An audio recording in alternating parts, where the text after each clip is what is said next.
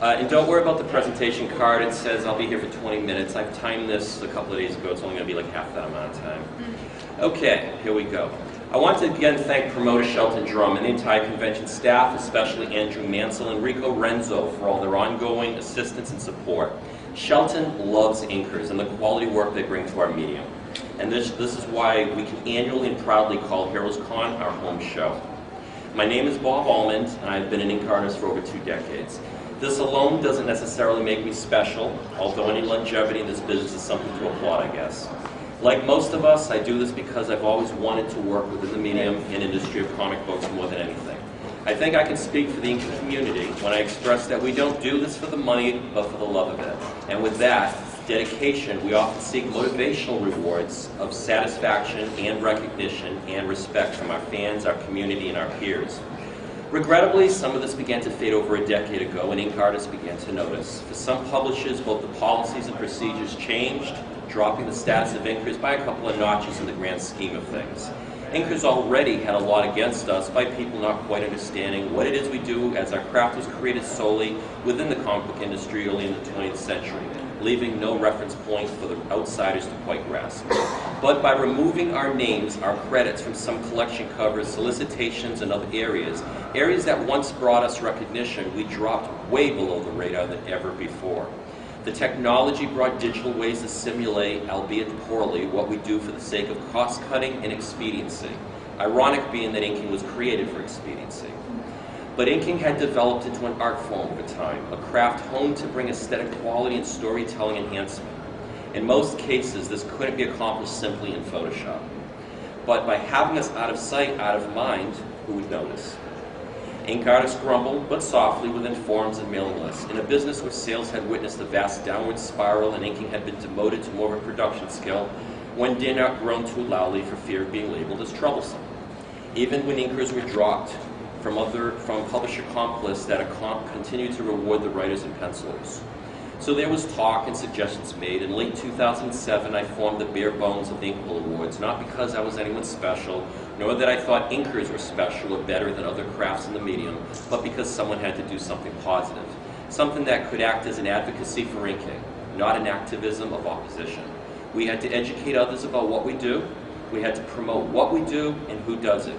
We had to appreciate the best of who do what we do. If we did it, then who would after all? This formed our mission. We created a website to be the ultimate resource for all things inking.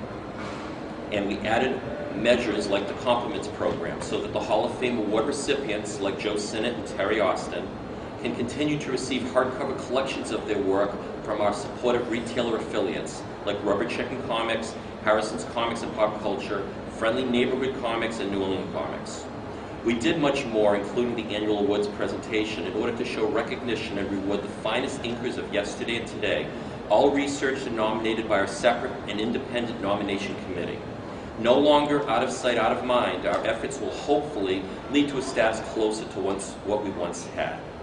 And by the way, while I don't want to be that guy who presumes to know better and tell others how to do their job better, with all due respect intended, speaking on behalf of the ink artists of our community, I'd like to put out a request to the prestigious Eisner Awards, our industry's comparable Academy Awards.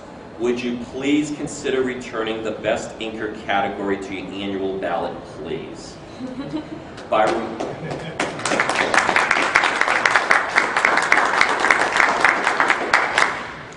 removing it for reasons of supposed lack of clarity of what it is that we do, you do us a disservice and disrespect, combining us to a category titled Best Penciler/Inker or Penciler/Inker Team, which removes the distinction of our specialty and comes across like we're unworthy of a category.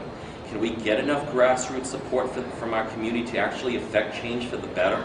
Perhaps we can work with them on this. I'm certainly offering.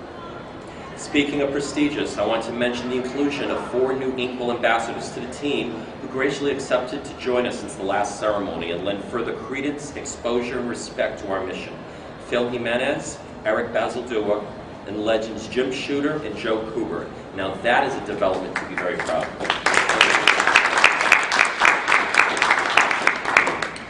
I next would like to give special thanks to all of our members, associates, volunteers, sponsors, and supporters for all the hard work throughout the year and successfully getting us to this very spot.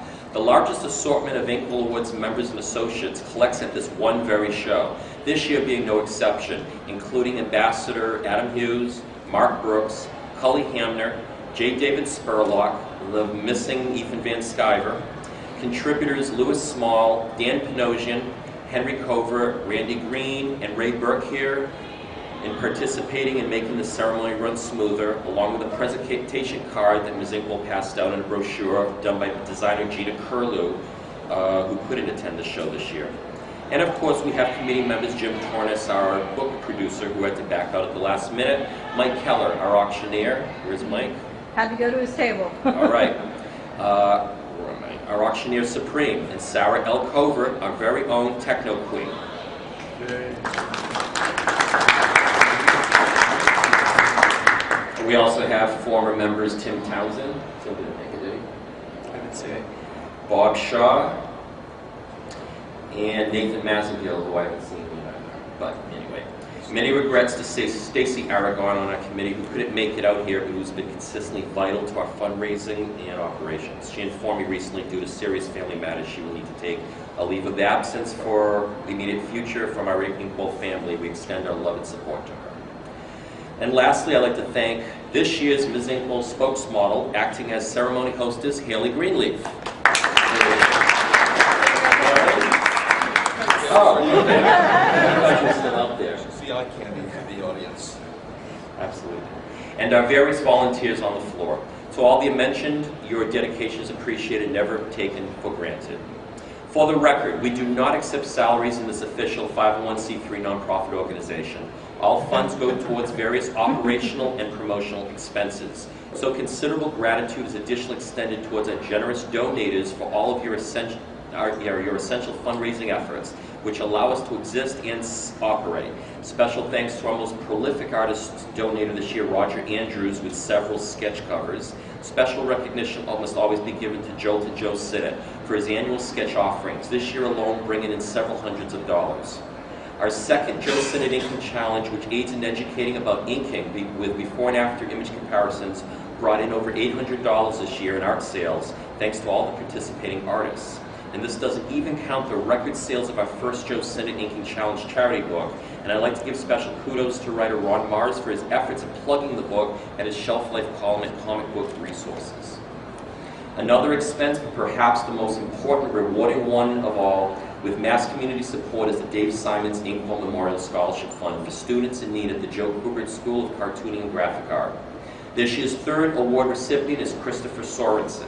Dave Simons was an artist and Inkwell committee member who succumbed to cancer in 2009. A close friend of fellow committee members Bob Shaw and Danny Best, the scholarship fund was created in Dave's name with his sister Betty's approval. In a recent statement, she said, "Congratulations to the third annual recipient of the scholarship, Christopher Sorensen. Dave would be proud of the efforts of all of those that have made it possible for this scholarship to continue to be an annual event. Another deserving student has the opportunity to develop and perfect the art that Dave loved and devoted his life to. Thanks, Bob, for the opportunity, and I am so grateful that another scholarship goal has been reached. Thanks to everyone, once again, for all that you do to make this possible. It's hard to believe that 3 years have nearly gone by since Dave passed. Not a day goes by that he is not on my mind and in my heart.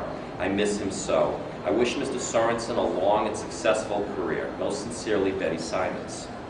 From myself, a sincere thanks to Betty, Joe Kubert, and Mike Chen at the Kubert School for making this gift a reality.